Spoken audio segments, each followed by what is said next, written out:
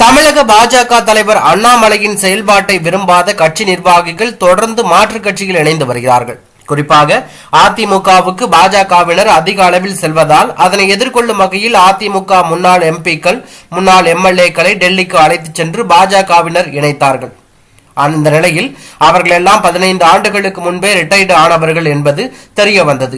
அதில் ஒருவர் தனது கண் ஆபரேஷன் செய்ய டெல்லிக்கு அழைத்துச் சென்றதாக கூறிய நிலையில் மற்றொரு நபரோ நான் தமிழ்நாட்டில் தான் இருக்கிறேன், டெல்லிக்கு போகவில்லை, உயிருள்ளவரை அதிமுக தான் என்று கூற அண்ணாமலைக்கு ஏமாற்றம் மட்டுமே மிஞ்சியது.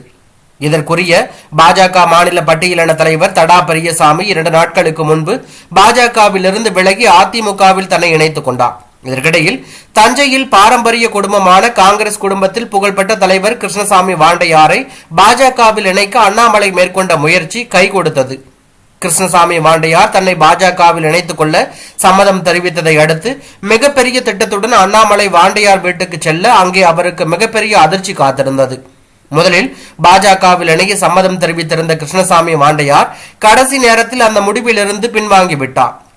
இதனால் ஏமாற்றம் அடைந்த அண்ணாமலை கொண்டு சென்ற சால்வையை கிருஷ்ணசாமி வாண்டையாருக்கு அணிவித்துவிட்டு மரியாதை நிமித்தமாக சந்தித்ததாக ஊடகங்களுக்கு பேட்டி கொடுத்துவிட்டு புறப்பட்டு சென்றார். இந்த விவகாரம் குறித்து தற்போதைய முக்கிய தகவல்கள் வெளியாகியுள்ளது. கிருஷ்ணசாமி வாண்டையாரின் சம்பந்தியான அமமுக பொதுச் செயலாளர் தினகரன் அவரை தொலைபேசி மூலம் தொடர்பு கொண்டு உங்கள் மகனை என் கட்சியின் அடுத்த தலைவராக கொண்டு வர நினைத்து உள்ளேன், இந்த நேரத்தில் தேவையில்லாமல் காங்கிரசிலிருந்து விலக முடிவெடுத்து இருப்பது நல்லதல்ல என கூற அதனை ஏற்றுக்கொண்ட கிருஷ்ணசாமி வாண்டையார் பாஜகவில் இணையும் முடிவை மாற்றிக்கொண்டதாக தகவல் வெளியாகி பரபரப்பை ஏற்படுத்தி உள்ளது.